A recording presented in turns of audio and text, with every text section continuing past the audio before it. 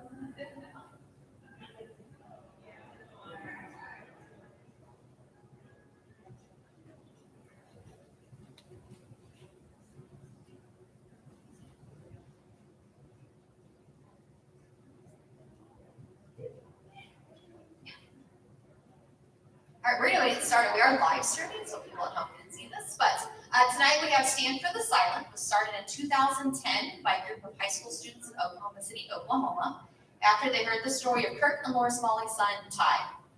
Today we are honored to have Kirk Smalley here with us to share Ty's story and the message of I Am Somebody. So we're going to start our presentation with a video.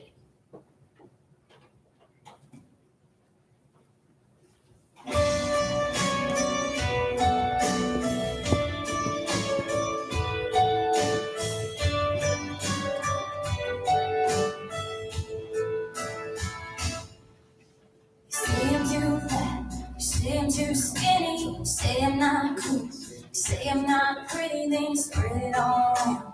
Post it online for the whole world to see. Why you wanna make me cry and laugh at me like that? Why does it make you feel good, making me feel so bad? You bully, somebody hurt you, make you feel small, you take it out of me. It makes you feel small, but just get it on. You looked in my eyes, you see. Hey, bully, you're a lot like me.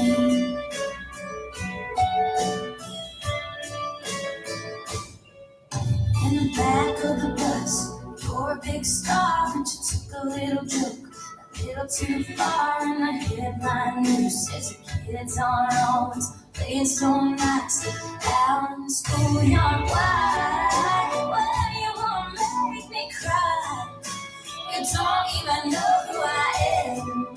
If you give me half a chance, we just might have been friends. Hey, bully, somebody hurt you, make you feel small, you take it on me, 'cause it makes you feel small, and just get it on. You looked in my eyes, you see. Hey, bully, you're a lot like me.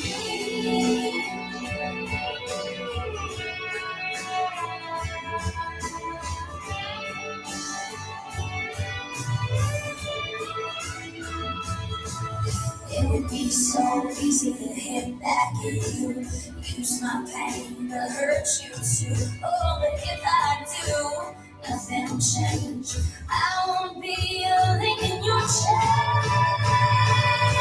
Somebody hurt you, make you feel small, and you take it on me, 'cause it makes you feel small, but you're scared alone. You looked in my eyes, you'll see. Hey, bully, you're a lot like me.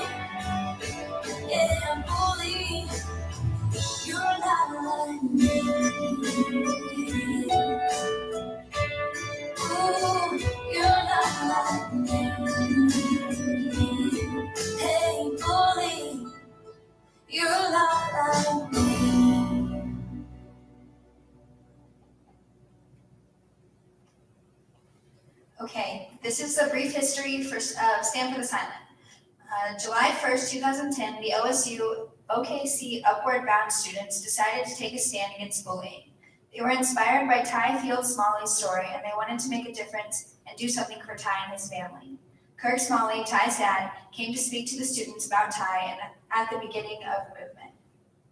July 11, 2010, the Stand for the Silent Facebook page was launched. As of today, there are 47,000 members. August 17, 2010, SFTS held a rally at the Western Heights High School. Then on August 24th, 2010, SFTS held a rally at the Oklahoma State Capitol and around the world. There were at least 19 rallies in the US, 1 in Ireland, 1 in Spain, 1 in Africa, and 2 in Australia. We went global with our message. SFTS is about students teaching students not to bully. It takes all of us teaching that bullying hurts and change lives forever. 68 UB students and a handful of adults decided to make a difference, to make a change, and be a part of the solution. Now let me introduce you to these 5 chairs. These chairs represent 5 students that have taken their own lives due to bullying.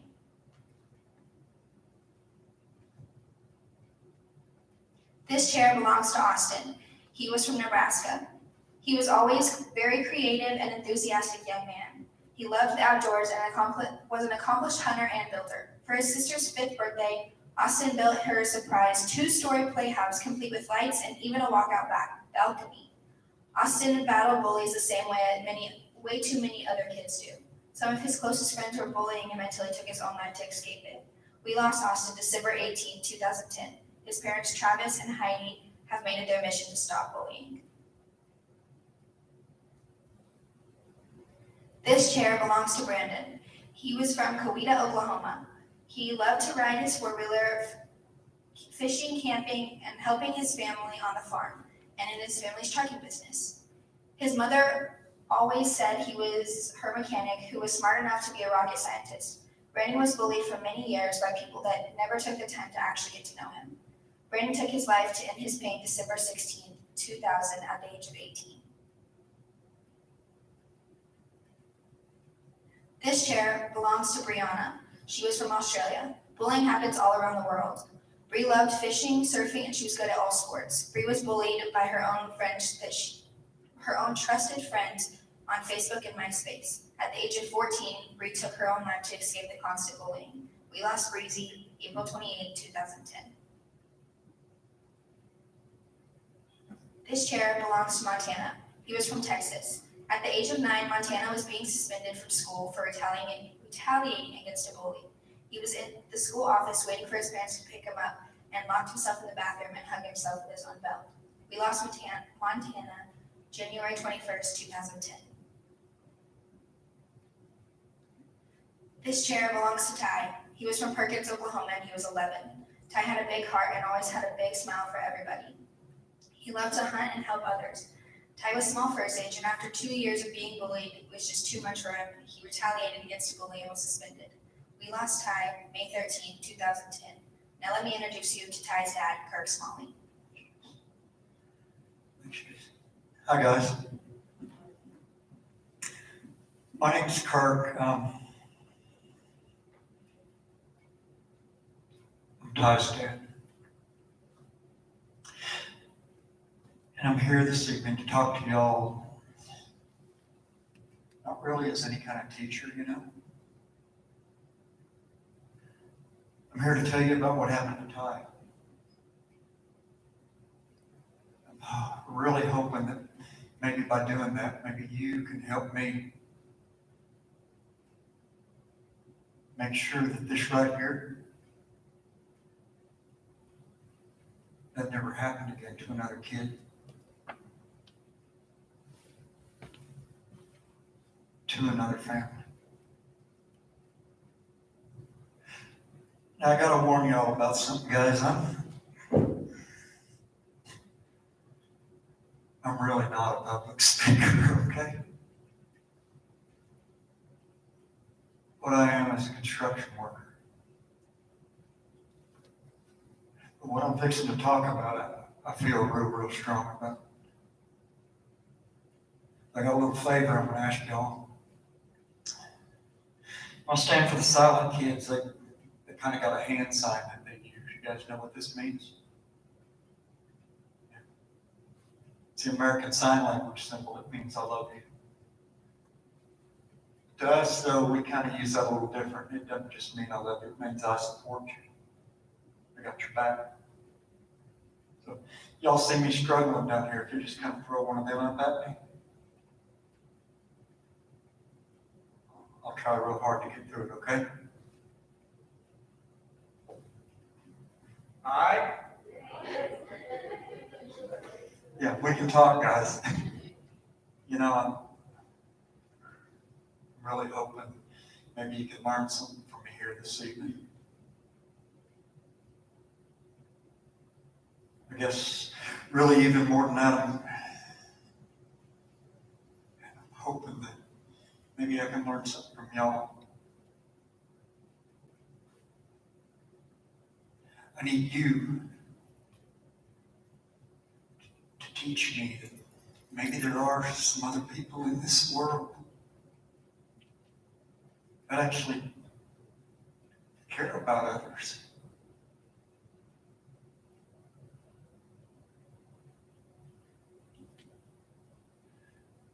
$4,274 days ago,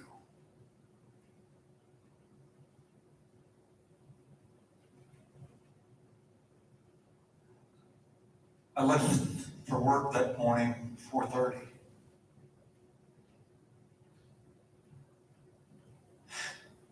My wife, Laura,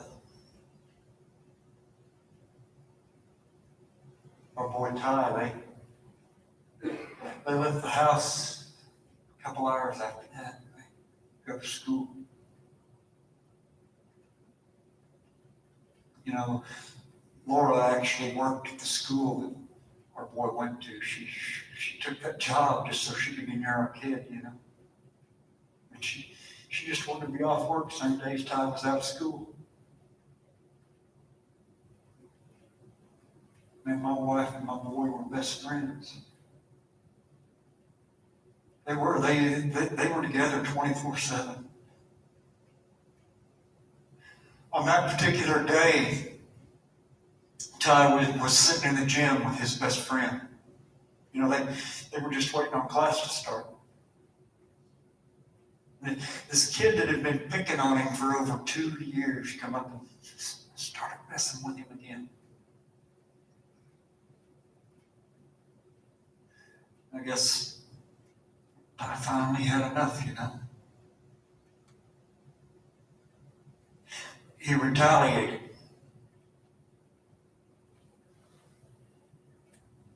Y'all know what happens when you retaliate?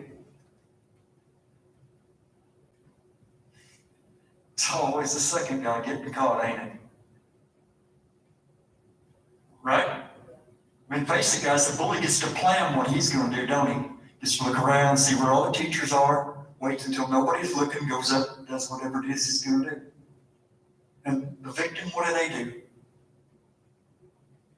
They react. Disturbance draws the teacher's eye. They always manage to look over and see that second guy take a swing, huh? That's what happened to my kid. Oh, Ty, yeah, he retaliated. He was the one that got caught, though.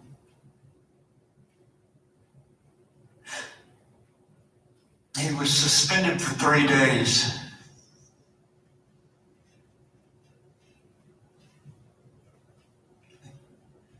They called his mama and she went and picked him up, took him home.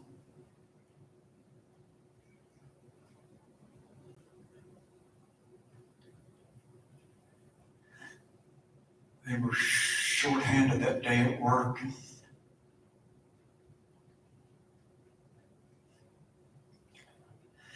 Laura had to go back. She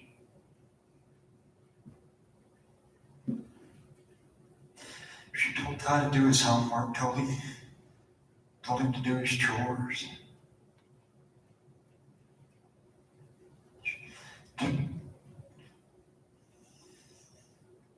She told him that we was gonna talk about it when we got home that evening.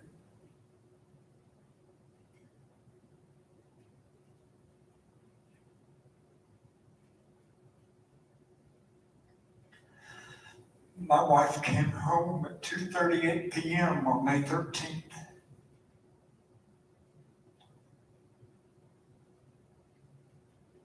She found out my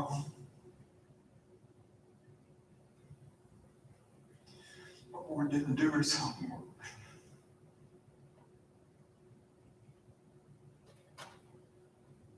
Hadn't done none of his chores.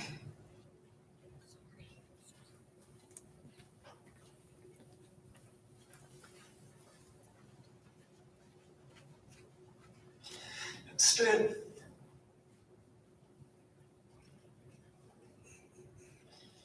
my baby killed himself on my bedroom floor.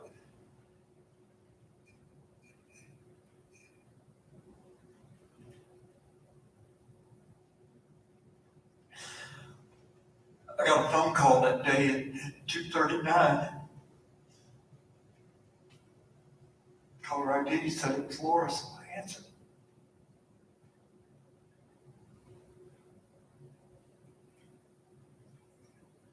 You know, she was screaming.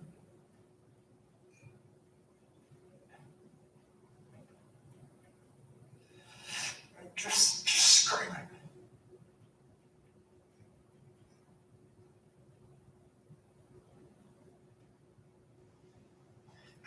Couldn't understand a single word she kept trying to tell me. She just kept screaming.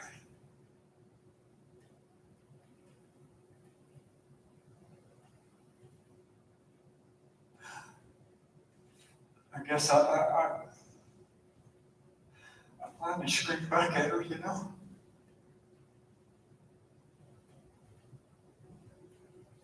I told her, baby, you got to stop. You got to tell me what's going on. She managed to say he's dead.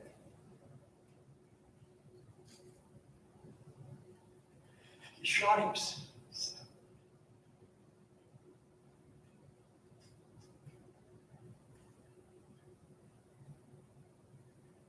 You know, I actually asked her who.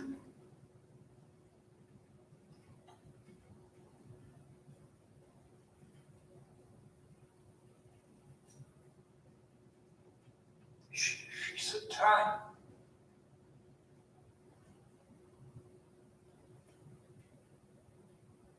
You know, ever since that day, I've traveled all over this country, all over this world, talking to families and kids that have done that same kind of thing.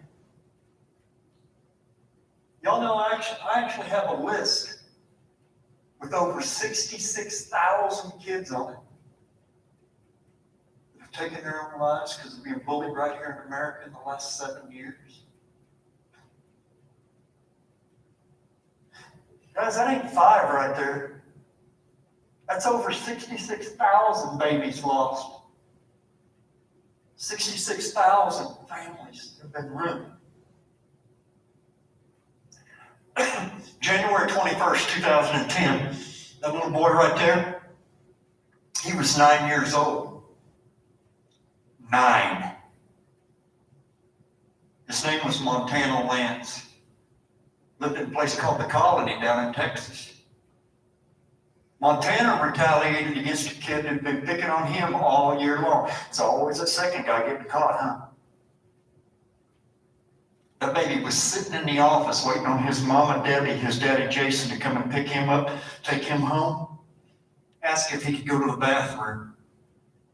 They let Montana go in the nurse's bathroom. He was the only one in school who had a lock on the door. And 9-year-old Montana Lance took off his own belt. And that baby hung himself in the nurse's bathroom.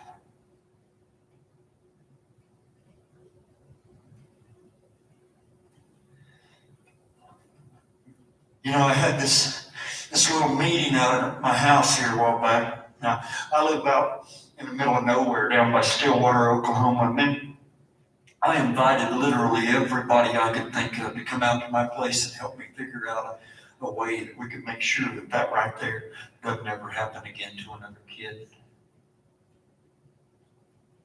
Had about 30 people that showed up out at my house that day. There was this young mother from Stillwater, Oklahoma that came, and she was telling me about her 6-year-old daughter that was being picked on all last school year by a 5-year-old little boy. That little 5-year-old boy took a pair of scissors, crawled underneath the table where that little girl sat, cut her dress all the way around while that baby sat there afraid to even move. 1 week left in school last school year. That little 5-year-old boy told that 6-year-old girl, last day of school, I'm bringing a gun to school and I'm going to kill you.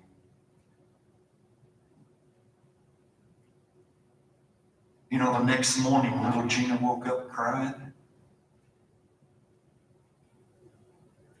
She said, Mama, I don't want to go to school today. Her mom said, baby, are you sick? No, ma'am. I'm not sick. Oh, well, Mama, Gina, if you're not sick, you've only got a week left of school. You really need to go. And the next morning, Gina wakes up. She's crying again. She said, Mama, please don't make me go to school today. And her mom said, Gina, honey,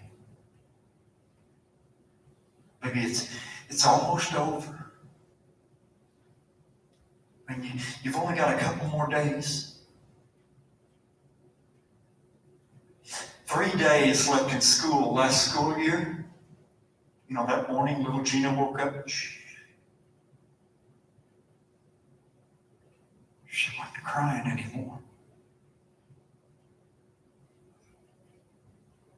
She actually looked at her mom and said, Mama, I'm not going to school today.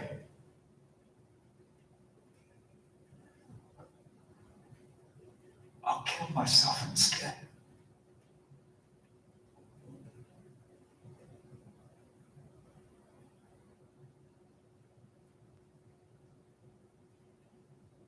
She was 6.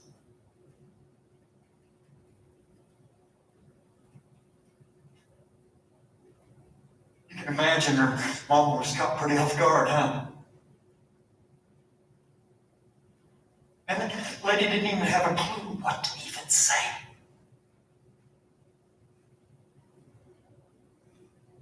So she said, Gina, baby, why would you say that? How would you even do that? Gina looked at her mom and said, Mama, I know exactly how I'm going to do that.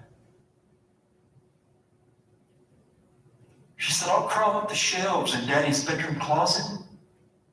I'm going to get his hunting rifle out. Mama, I will shoot myself instead of letting that bully.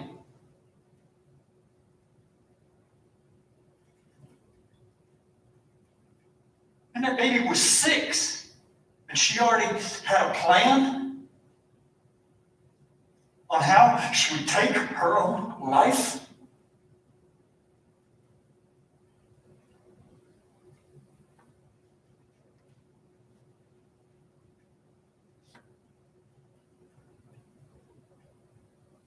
Y'all remember that list of 66,000 kids I told you I know about? You know the youngest one on it?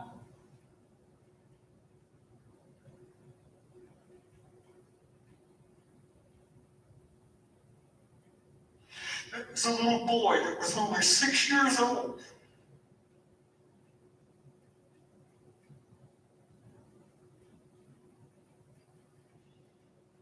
His name was Matthew.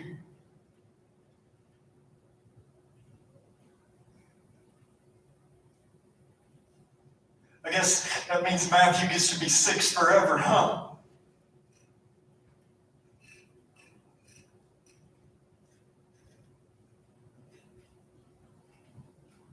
Yeah, that's pretty much forever, ain't it?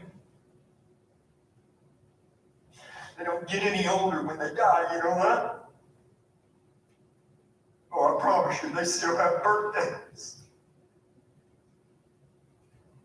And they don't get a day older. And their families, we pretty much cry all day long on that damn day.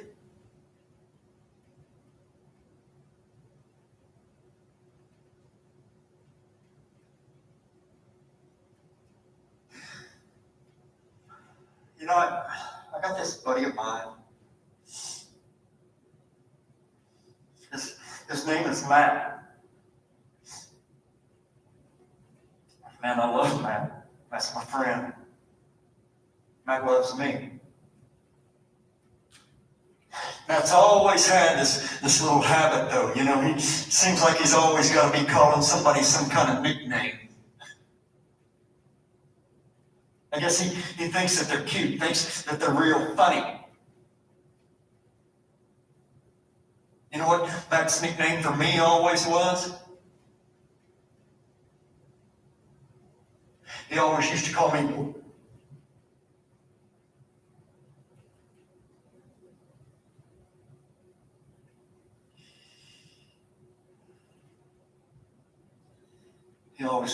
worthless.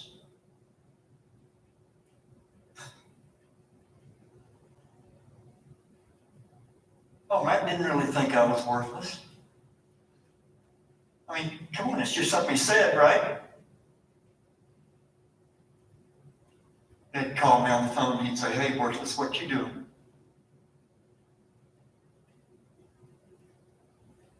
Well, one day, not very long ago,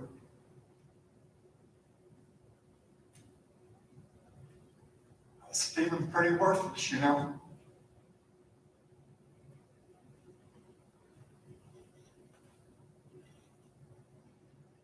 Matt called.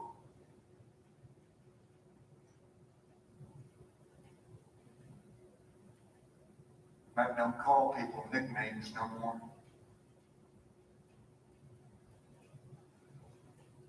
He learned that day what one word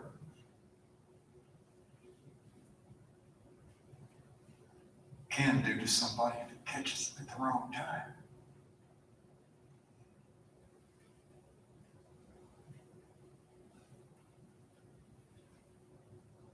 Guys, I know we're not perfect.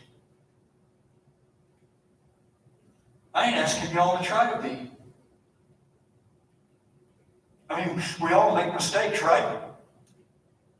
We all mess up.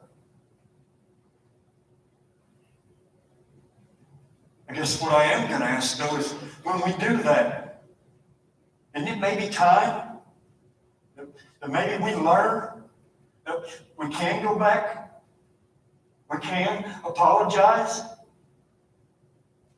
Oh, believe me, it can make a lifetime's worth of difference to somebody.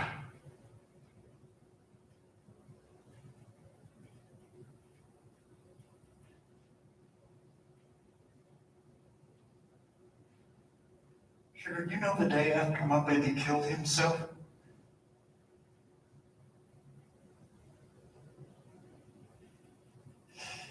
You know, they were actually telling jokes about it at his school.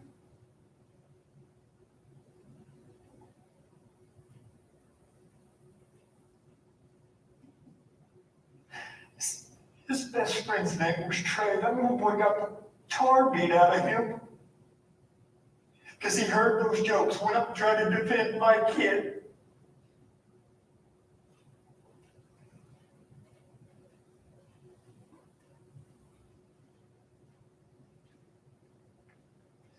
You know, my baby's mama heard those jokes, dude.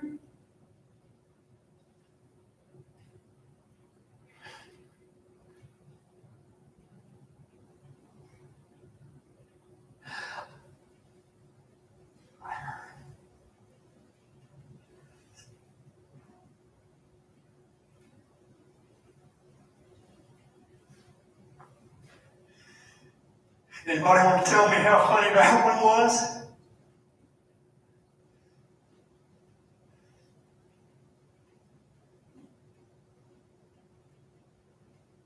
Because I realize it takes a lot of strength. It does. It takes a lot of courage to be the one in a group of our own friends that can't stand up. They can just say, you know what, guys, that ain't right. There ain't nothing about that right there that's ever going to be funny. Think about it. How'd you like it if it happened to someone you knew? Your friend, your son.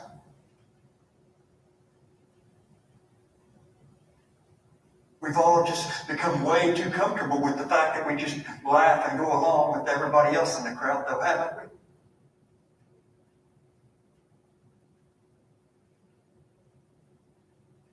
Well, you know what? Nowadays, more than reading and writing and arithmetic, I think maybe it's time that we all learn a little bit of respect for others. Maybe some tolerance for differences. Maybe even how to be the difference in somebody else's life. Right? Yeah? Well, brother, you got to be the one then, don't you? That's willing to be that difference, right? You be the one that can go up to that new kid in town, that different kid. I promise you, everybody in here right now knows who I'm talking about too, don't you? Don't you? We can all see somebody like that in our own head right now. It's always that one that's standing over there by themselves, doesn't have hardly any friends, you know, the one everybody's always picking on. You be the one that can go up to that kid and just offer a hand of friendship.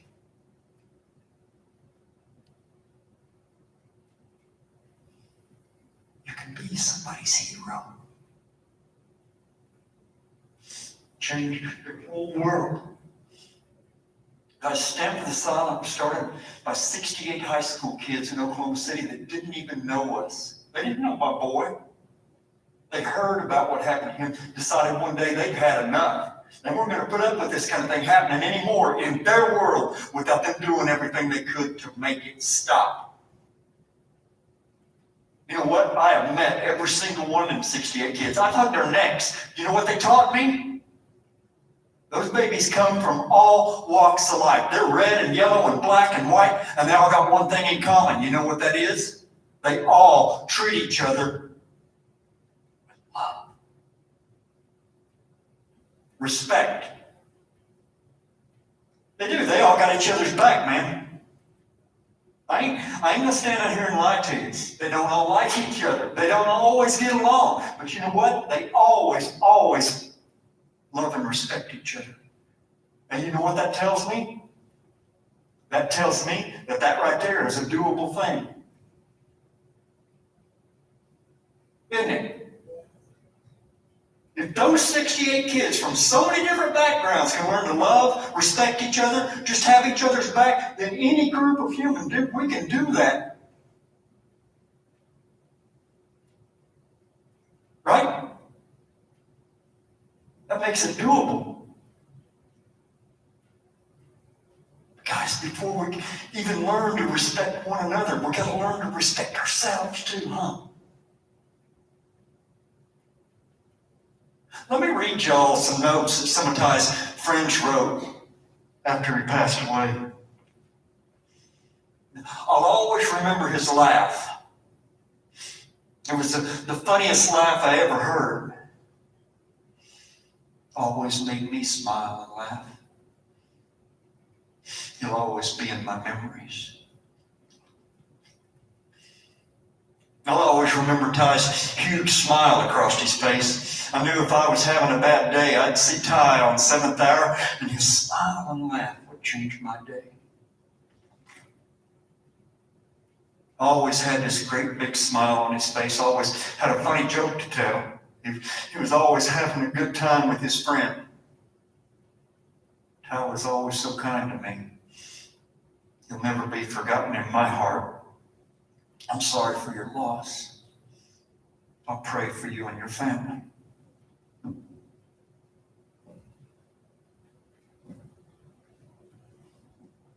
Here's some notes that some of Ty's teachers wrote and left at the funeral home for his mama and me. I can count on Ty to always greet me with a smile and a hello, Miss Burton, whenever I saw him. He'll be missed so very much. I'll forever remember Ty's smiling eyes and freckled face. He ran past me Wednesday on playground duty, hollered, "Hi, Miss Hughes." He was such a friendly young man. I feel blessed to have gotten to know him and have spent a year in the classroom with him. Thank you for sharing him with me. He will never be forgotten.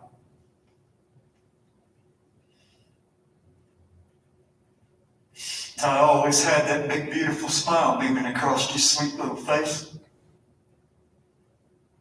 I'll never forget that smile, his laughter, or his stories. He had an inner light that would brighten even the darkest of rooms, and that light will never truly extinguish because it will always continue to shine within our hearts and all of our memories now and forever.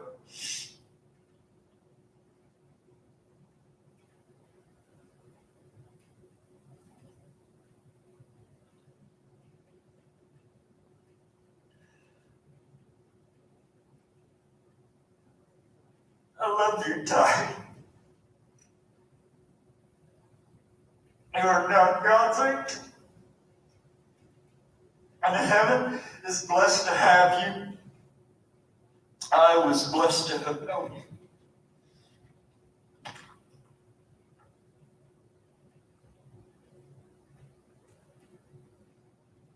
Y'all notice anything in common with all those? Every single one of them talked about that kid's smile. That boy was always smiling, always just trying to brighten up somebody else's day.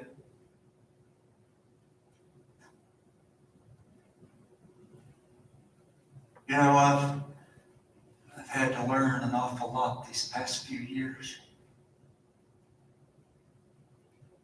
I've learned some horrible things that you guys really need to know.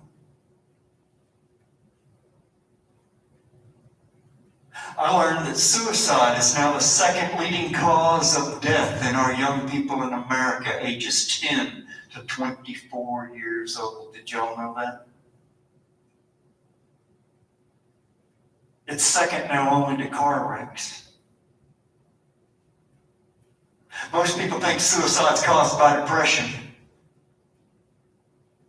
Everybody thinks that, man, if you're depressed, we ought to be able to look in your eyes. We ought to be able to look right in your face and see, oh, you're hurting, huh? Oh, you're fixing to do something bad to yourself, right? No, ma'am, huh? Not always true, is it? I promise you, that boy right there, that kid wasn't depressed 1 minute in his entire life. That baby was smiling. He was joking. Ty was laughing with his mama and the women that she worked with the very morning that he took his life. Kids that are being bullied, they learn to hide it real well. They do. Man, they even get to where they quit telling people about it because it just seems like it makes the bullying get even worse. You know, I talked to your middle school this morning, or this afternoon rather, and I asked them, I said, how many of you in here right now have ever been picked on, bullied? How many raised their hand? 80%? Yeah, almost every single one of them had their hand in there. And we told them, you know what? We love you. You are somebody. And then I asked him another question. How many of you in here right now are bullies? You know how many raised their hand?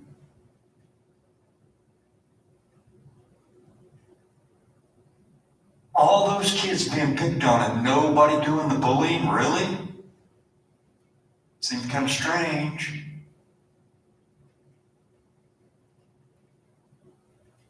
Guys, all our lives, we've had numbers, percentages, statistics thrown at us. You know what? Here's something else I had to learn recently. Did you know in America right now, 1 out of every 4 kids, 25%, right, 1 per 4, will not only think about suicide, dude, they will actually have a plan on how they would take their own life before they graduate from high school. 1 out of 4. My boy's school had 1,400 kids in it. Do the math. 350 babies in one school that would actually have a plan on how they would take their own life before they graduate from high school. JC, she had a young lady come up to her after the presentation over there in the middle school and said, I'm that 1 in 4. I had it planned. But after hearing this, I'm not going to do that. Y'all following me here? Are you? You understand what those numbers are saying to us? That's saying that 1 out of every 4 kids in your town will have a plan. Guys, suicide has always been a touchy subject. It's hard to talk about. It's taboo. Oh, if somebody over there's got somebody in their family that's taking their own lives, there's something wrong with those folks.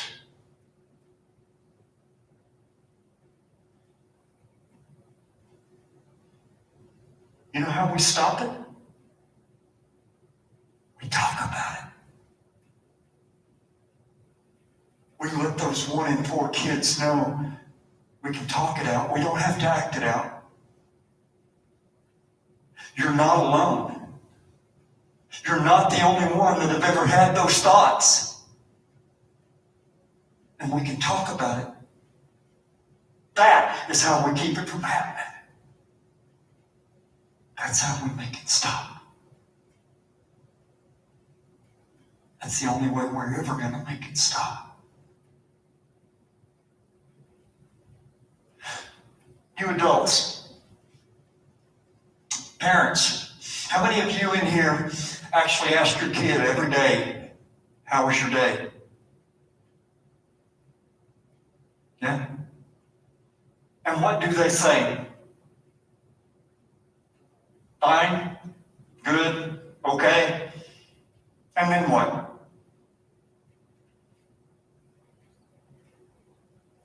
And then what? They go to their room, they get on their iPad, their computer, their phone, right? You know what? That right there is raising our children nowadays. I'm going to change that. It's not raising our kids, it's indoctrinating our kids. I sat at a restaurant the other night. I was traveling, speaking in the community, and I sat there by myself and watched a family of 4, a mom, a dad, and 2 kids sitting at a dinner table, and every single one of them was doing this right here. They weren't even talking. Our kids are raised by social media. They're raised by video games. They're raised by television and movies now. We don't sit around the table and have a meaningful conversation at dinner time. They play video games where they get points for killing people. Like that is a good thing. The worst movie I can remember when I was her age was a movie called Jaws, a big shark eating folks. Nowadays you can turn on television and watch someone get an arm or a leg ripped off and blood just squirt. We're making our kids immune to violence. There's cartoons that they watch. You ever heard of South Park? A little boy in South Park named Kenny dies in every single episode. Every episode, Kenny dies, don't he? And he gets to come back tomorrow. What's that teach our kids? Death ain't real? Life's cheap? You get to come back tomorrow?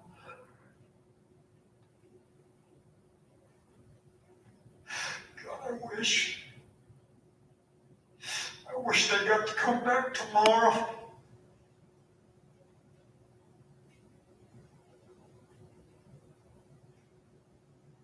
We have to learn to start communicating with our children again. Let me read you an email I got from a lady a while back.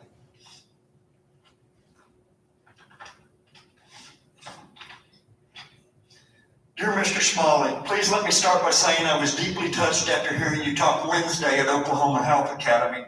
I'm a student there, but more importantly, I'm a mother of 2 beautiful teenage boys. After hearing what your precious Ty went through, it made me stop and think about my sons and how happy and healthy they seem to be.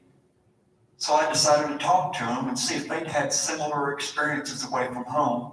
It was one of the hardest conversations I've ever had to have.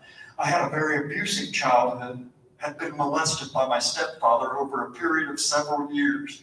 After finally getting the courage to tell my mother, she refused to believe me and turned a blind eye. Seeing no other way out, I began trying to take my own life. Small things at first, different pill combinations and things like that. At the end of 2 long years, I finally had enough. So I came home, I locked myself in the bathroom, took 3 dozen aspirin and slit my wrists. I was found in time, taken to the hospital. Some wounds never heal. Over time, I learned to block it out, and I never shared my past with anyone. I certainly never planned to do so with my own kids. But I needed them to know that as a human, those feelings of hopelessness and pain can be normal, but they're not necessary. So I sat them down and I told them about Ty. And then I told them of my childhood. And then I asked the hardest question of all. Have they ever considered suicide? Did they have a plan? Kirk, I was shocked by their answers. My 13-year-old said, yeah, he had thought of it when he was mad at me for making him clean his room and stuff, but he didn't have a real plan. My 16-year-old said he'd considered it many times, actually had many plans, most of which involved hanging himself. Now, I wish I could tell you that it was because of bullies, but as I had to hear this awful truth from my own baby's mouth, I owe it to him to be honest. My husband and I both grew up poor, and we've done everything to make sure that our children want it or not. In striving to give them this, we've often exhausted our patience before coming home to our babies. And more often than not, the words "not now," "I just need some peace and quiet," or "we'll talk later," have been the first things out of our mouths. Well, you know what they heard? I don't have time for you. Your day is not important to me. I don't want you around. Long story short, after much more talking, I ended up begging forgiveness from my children for being so blind to what they really needed. And the 4 of us made a pact to spend more time as a family and work on our communication. Afterward, my 16-year-old went to his room, and as he walked away, I could see the weight lift from his shoulders, and I asked him if he felt better, and my reward was the brightest smile I'd seen in years. About 5 minutes later, he poked his head out of his room, and he said, "Mama, I want to give you something." And he gave me the most precious gift I've ever received. He brought me the rope that he had planned on hanging himself with.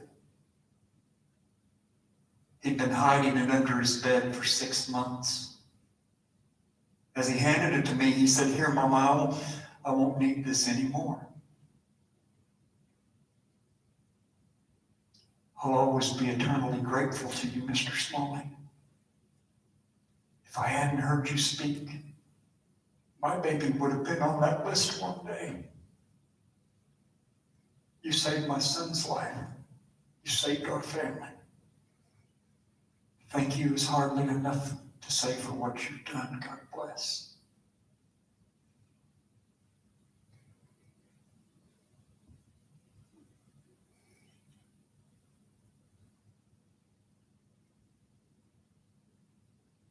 I didn't read that to you.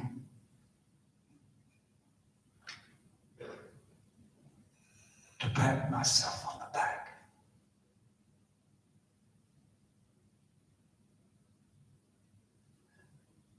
I read that to you to show you, no matter how happy and healthy our kids seem to be, one out of every 4 has a plan.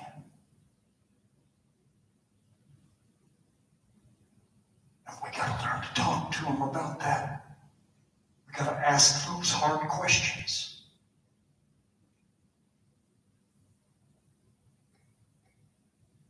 God forbid it happens to the one you love.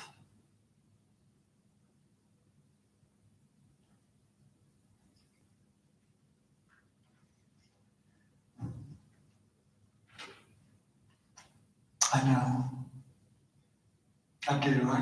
I know, guys, you're sitting there thinking, wow, this is some really sad, depressing stuff.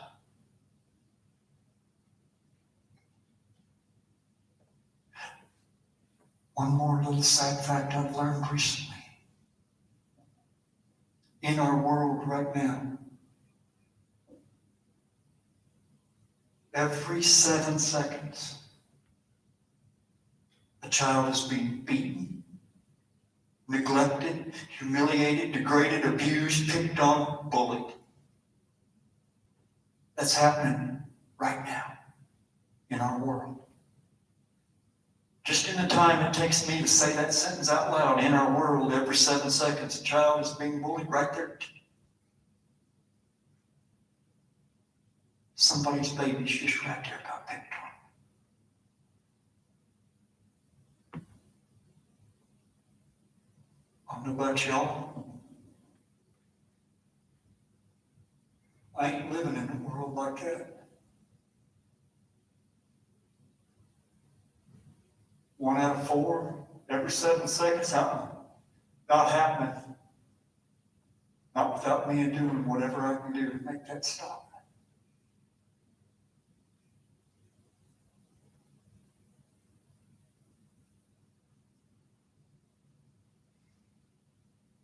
Y'all see them little wristbands I got? In front of it, it says, I am somebody.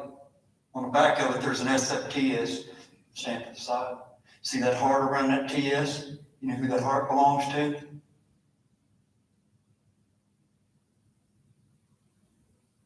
That heart belongs to my boy.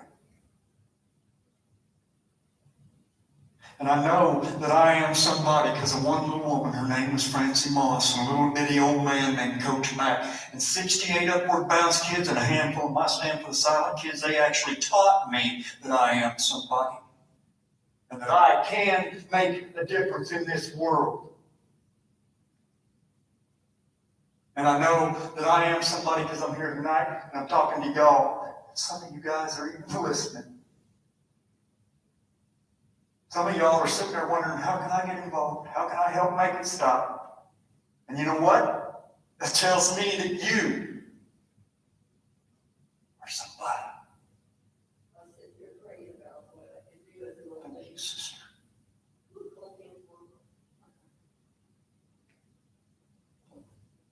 You know, Miss Moss, she was the director of the Upward Bounds kids that started the group called Stand for the Silent. Yeah, she's got this saying that I really, really like. If you don't remember a single other word I say up here tonight, I want you to remember this man's words. He's a writer. His name was Edward Hale. And he said, I am only one, but I am one.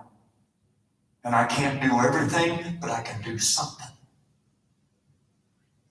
And because I can't do everything, I will not refuse to do that something that I can do.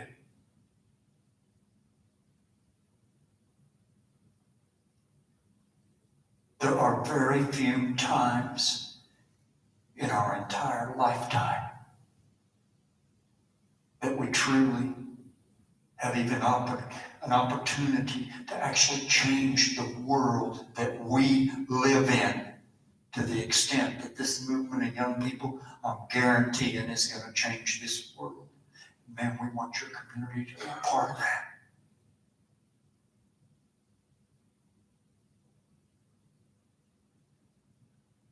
It's going to happen, sugar. You know why I can be so confident, so positive it's going to happen?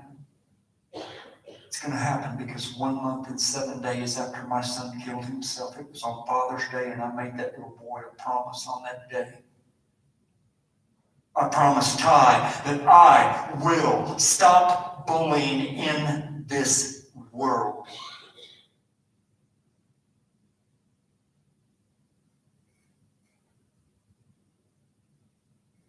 Not in this lifetime have I ever broke a promise to my boy. Not one.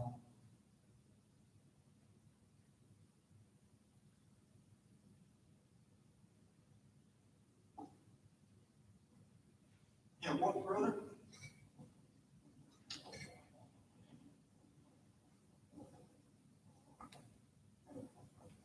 I'm pretty sure I can't keep that promise.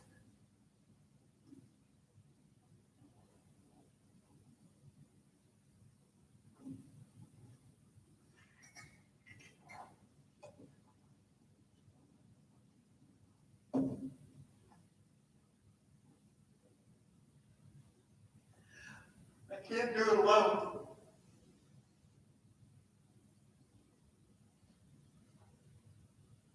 I can't keep my last promise to my boy.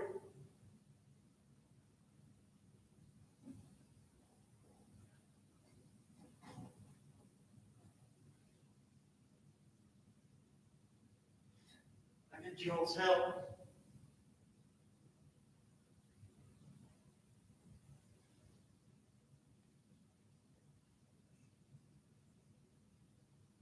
Will you help me keep a promise?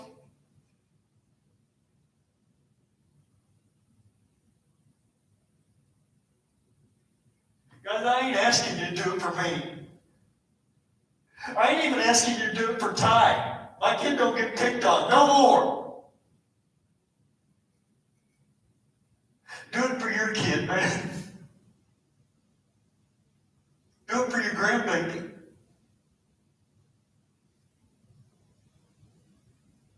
You know what? Dude, you could have come up to me 4,275 days ago. The day before my son died, you could have come to me and you could have told me, Kurt, dude, your boy's fixing to kill himself because of being bullied. You know what would have happened? One of two things. First of all, I wouldn't have believed you. We might have even ended up rolling around on the ground kind of fighting about it, you know?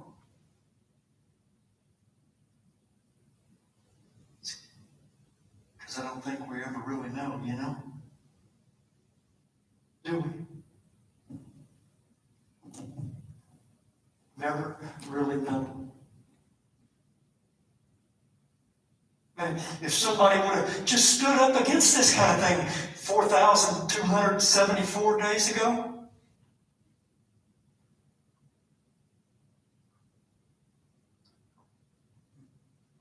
maybe he'd still be here.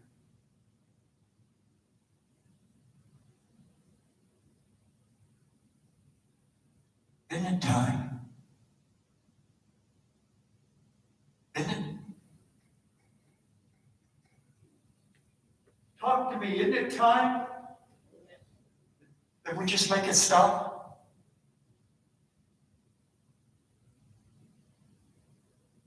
Here's the funny part about all of it, you know?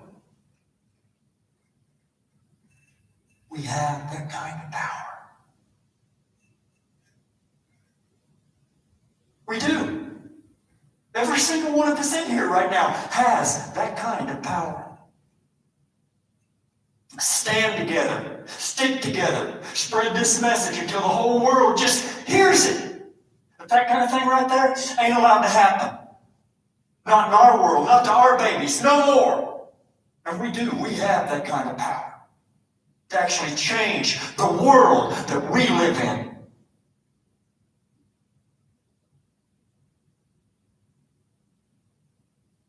I can't do that alone.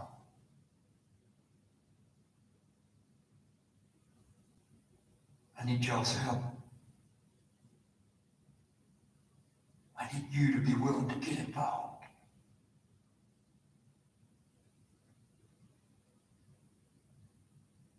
It's my whole message. It's my whole mission now in life.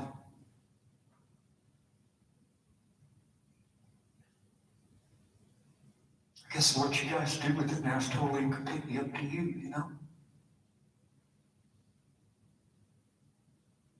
436 days ago, my Laura died. She had a brain aneurysm. They tried to repair it. It exploded. And she went to be with my son. I'm telling you, those two were every single beat of my heart. And I have to be the best man that I possibly can be on this earth so that someday I can hold every kid.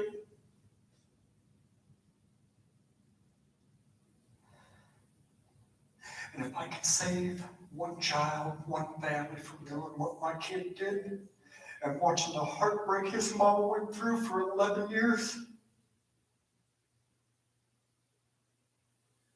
I'll do whatever it takes. I know we've lost kids in this community to this in this past summer. We had a town in Oklahoma called Anadarko. They lost 4 children to suicide in 30 days.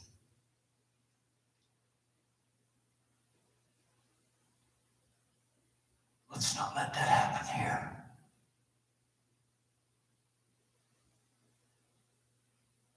Get involved.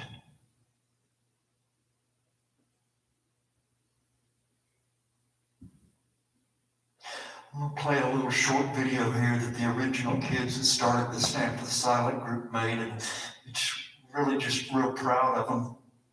I just want you guys to check this one out.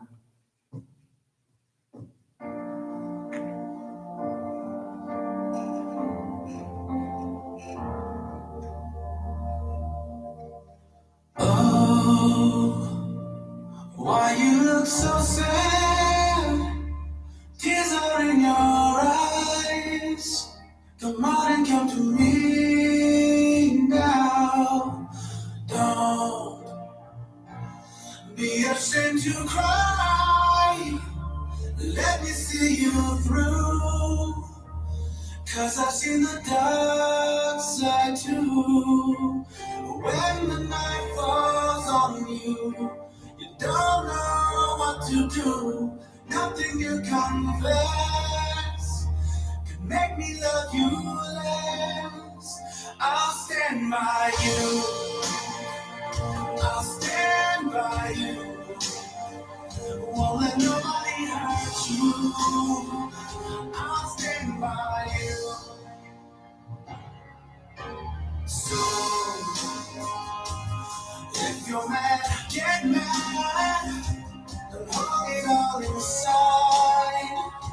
Come on and talk to me now. Hey, what you got to hide? I get angry too. Love like you. When you're standing at the crossroads, don't know which path to choose. Let me come along. 'Cause even if you're wrong, I'll stand by you. I'll stand by you. Won't let nobody hurt you. I'll stand by you. Take me into your darkest hour, and I'll never desert you. I'll stand by you.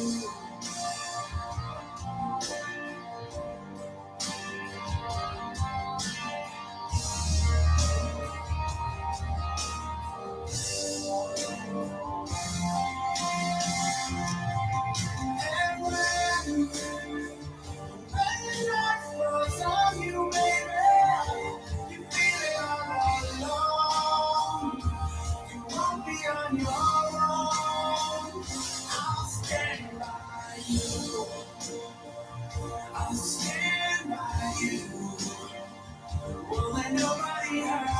I'll stand by you. Take me into your darkest hour, and I'll never desert you. I'll stand by you. I'll stand by you.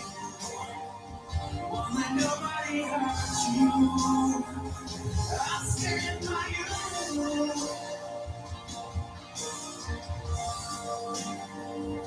And I'll never desert you.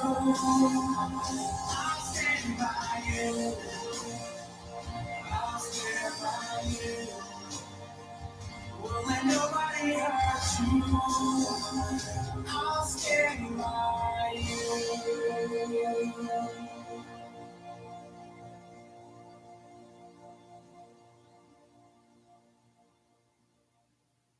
You know what I think is so cool about that little video right there? That video was made by a bunch of high school kids. No adults even helped them make it. I know with modern technology now, everybody doesn't think that's that big a deal. You know what? I grew up without social media, without a cell phone. When I was in high school, we didn't make videos. I graduated from Mustang, Oklahoma, 1983. Thought I was really something. I walked out the doors and I could stack 2 rocks on top of each other, and sometimes they'd stay there. Kids her age are making videos, and they're good. Kids that made that video wrote that pledge right there. They designed all the graphics on our t-shirts and stuff. Those kids designed the wristbands. A bunch of high school kids did that.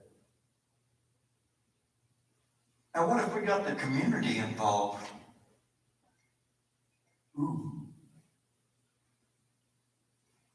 How could we spread that message then, huh? If they had a little bit of help. Makes you wonder, don't it?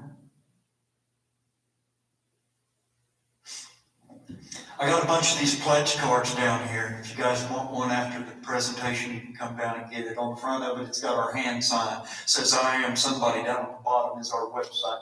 On the back of it, it's got them words right there. And if you mean it here, if you mean it now, you come down, you get you one of them cards. You sign your name on it. You put today's date on it, and you keep that in your purse, wallet, dash in your truck, somewhere you remember to look at it every once in a while, reminding you of the promise that you're making to yourself and everybody else in here right now. Jason's going to come up now. She's going to actually read that pledge out loud, and we want to know if you guys have repeated it out loud with us. Would you do that? Yes. I'm deaf, but I'm not completely deaf, okay? You ready? From this day forward, From this day forward, I promise to respect those around me, I promise to respect those around me, as well as respect myself. as well as respect myself. I am somebody, I am somebody, and I can make a difference. and I can make a difference. I can make another feel loved. I can make another feel loved. I can be the helping hand I can be the helping hand that leads another back to the path of hope that leads another back to the path of hope and aspiration. and aspiration. I will not stand silent I will not stand silent as others try to spread hatred as others try to spread hatred through my community. through my community. Instead, I pledge to lift up Instead, I pledge to lift up these victims and show them that their lives matter. these victims and show them their lives matter. I will be the change because I will be the change because I am somebody. I am somebody. Believe that. You have a right to be here. Every single one of us has a right to be who we are. We got to learn to love each other exactly how we are.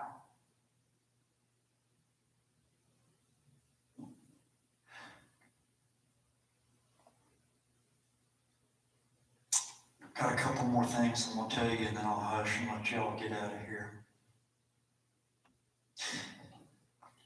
Just about every school we go to starts its own chapter of Stand for the Silent. We've had a lot of success in that. We have chapters in 42 different states now. I think 330 active chapters in the U.S., 18 different countries. Just about every school that starts their own chapter, they go out and they steal my graphics. And that's okay. I don't care if y'all want to use them to help get a message out, you do it. I don't care. But a lot of these chapters, they go out and they start their own social media pages. So if you jump on like Facebook and you try to find Stand for the Silent, you type that in the space bar, you find like 400 or 500 different groups and pages of Stand for the Silent, this, that, and the other, okay? Man, I'd really like it if you join the original group too, at least, you know? So the best way to do that is to go to our website, standforthesilent.org. And you can connect to our social media pages off of that. We have 2 on Facebook. We have a page, which you like and follow, and then we have a group, which is private, and the kids can come in and talk about what's going on in their lives and stuff. And nobody else can see that unless you're a member of the group, okay? And you're asked to join the group if you want to be a member of both of them. You can follow one and ask to join the group, and we'll approve you. And then we have, I think, Twitter and Instagram as well. That's the only social media we have. If y'all get on Facebook, y'all are going to start seeing these 3 little letters right here that kids all over the world are using. LM, capital L. And you'll start sending me individual private messages wondering what in the world are they talking about? What is LML? So I don't have to answer that question 15, 20 times from the hotel room this evening. I'm going to tell you what it means, okay? LML was started by a little 8th grade girl. Her name was Chelsea. She lived in a place called Yukon, Oklahoma. Chelsea figured out she could text message our hand sign. You see it? She showed that to me. I didn't get it. I was like, Chelsea, you're crazy. That LML doesn't mean nothing. That doesn't spell nothing. And she's like, oh man, it's right there in front of you. It's our hand sign. Oh man. That's what she told me. But you know what? Then I finally saw it and I thought, oh, that's kind of cool.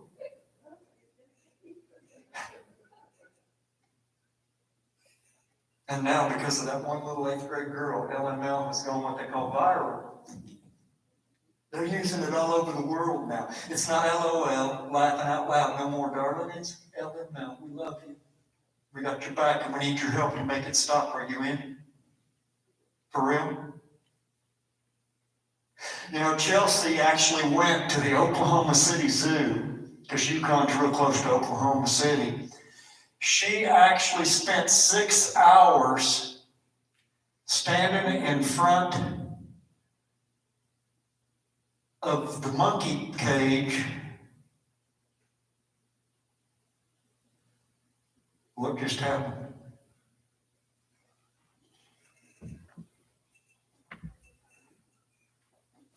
I don't know. I didn't trip on anything. Steve's coming. Calvary's coming. Anyway, she taught the gorilla at the zoo how to do her hand sign. This little girl spent 6 hours teaching a monkey to say, I love you in sign language. Hopefully he can show you the picture. Guys, if we can teach a gorilla to say I love you, then we might be able to teach pretty much anybody, huh? Thank you. That's how amazing our kids are. I want to make y'all laugh before we leave, because I know this has been kind of heavy. So I'm going to tell a story on myself real quick, I promise. Y'all know who a woman by the name of Lady Gaga is? Yeah, I didn't. Are you laughing at me? Are you? I'm talking to you. You laughed at me. Do I look like a man that listens to someone named Lady Gaga? I listen to an old boy by the name of George Jones. Ever heard of him? Yeah. I got a phone call from this lady about, I don't know, 5, 6, 7 years ago. She said, Kurt, my name is Lady Gaga. I said, who? She said, I'm Lady Gaga. I was like, all right. So what can I do for you, Miss Gaga? She said, man, I heard about what you and Laura have been doing. She said, I want to help. She said, this February 29th, it was on a leap year. She said, the 29th of February, I've decided I'm going to have this big event. We're going to kick off a new foundation I'm going to make at Harvard University in Boston. She said, we're going to call it Born This Way. And she said, we want you and Laura to come up and help us do that. That sounds kind of cool. I didn't have a clue who that woman even was. I hung up the phone. I looked over at Laura and I said, baby, can you jump on that computer there and can you buy us a set of airplane tickets to fly up to Boston to go on February 29th? She said, yeah, I can do that. Why? I said, do you know who is a woman by the name of Lady Gaga? And my wife said, no. She listens to George too. I mean, what can I say? I said, but baby, do you think there'd be any information about that old gal on the internet?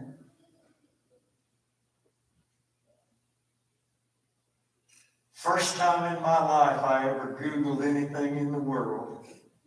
Mister, I Googled Gaga.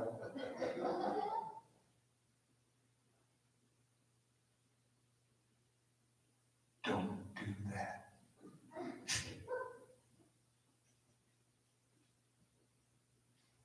You know she wears meat for clothing? Does. Woman's got a dress that's made out of meat. Let me show you something.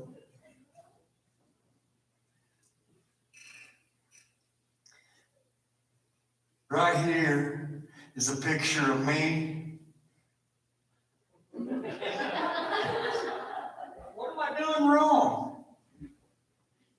Me and technology don't get along. Steve, what am I doing? You're getting exercise tonight, aren't you? Normally I double click on a picture and it pulls it up. What am I doing? Wow. Okay. Young people and their technology skills. Thank you again. Now there's a picture of me, my wife, and Lady Gaga. Now Gaga's the one with the spider web thingy on her head, okay? You see what she's wearing on her left arm? Wearing one of our wristbands.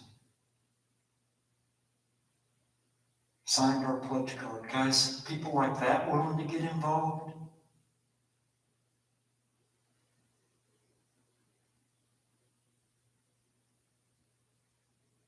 You know, this isn't that hard. It isn't. Pretty simple stuff, you know, if you really look at it. You be you, I'll be me. And we just be cool with that. That ain't that hard, is it? Really isn't. You don't have to like me. But we don't have to be mean to anybody. This life's tough enough.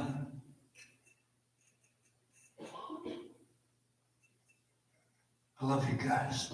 I love your kids. Thanks for listening.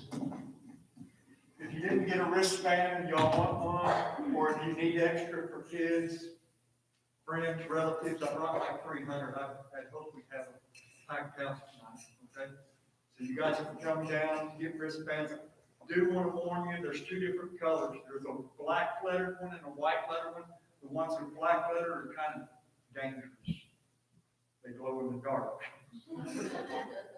No, dude, you're laughing. You get up in the middle of the night, you stumble into the kitchen to get a drink out of your kitchen sink and have a big bag and they're laying on your coffee table. I thought E.T. had me, okay? So be aware they do glow, they glow very bright. Pledge cards, wristbands, you guys are welcome to as many of them as you want. Help me spread them. I don't want to take them back to Oklahoma. Help me spread them around this community, okay? I love you guys.